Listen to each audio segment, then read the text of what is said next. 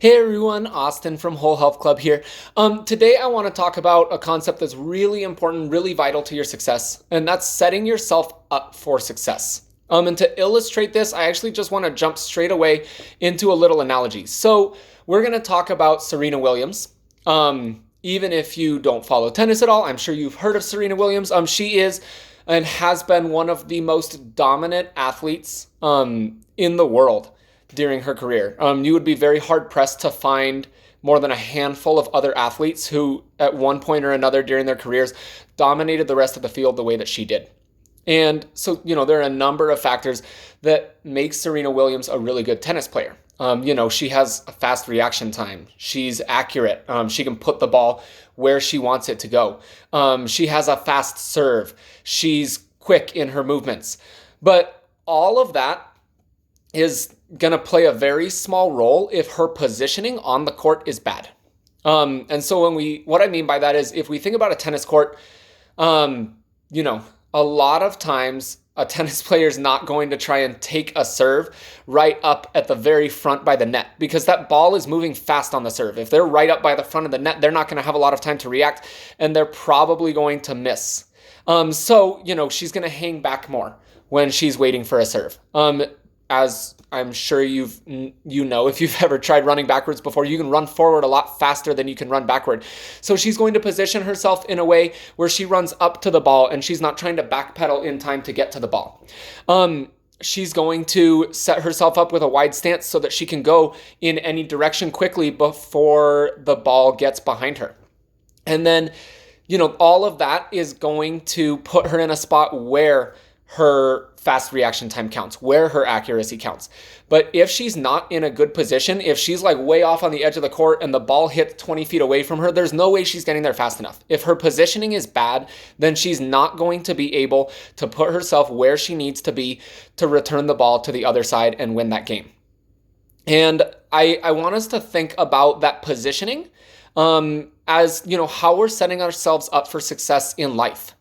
Because we're going to be a lot more successful if we take the time to position ourselves correctly. And I don't care how good you are with your willpower, how hard you can work out in the moment, all of that stuff. If your positioning is bad, you're going to miss opportunities where you could be really successful simply because you didn't set yourself up for success. So practically, let's think about what I mean by this. If you know that you're going on vacation on Thursday and you're not going to work out on your vacation, then it's your job to set yourself up for success. If your goal is to work out 3 days during the week and you're probably not going to work out on vacation, then you need to get those workouts in the 3 days before you leave, Monday, Tuesday, Wednesday. That's setting yourself up for success. That way you still hit your goal of getting 3 days in during the week and you don't put yourself in this position where you're going to expect yourself to work out on vacation even though you probably won't. Another example, let's say you have a really busy week coming up ahead. There's a deadline at work. You're going to be working super long days, getting up early, going to bed late, not a lot of time at home for yourself. You should prep food on the weekend before that really hard week starts. That way, when you come home and you're tired and you don't feel like cooking, you can just pull whatever you made that's already healthy and is already in the fridge, and all you have to do is microwave it for a couple minutes.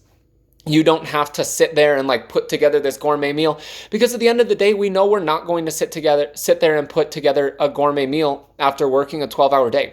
You're tired and that's understandable. And you're going to eat a bowl of cold cereal or something, which we know isn't very healthy for us.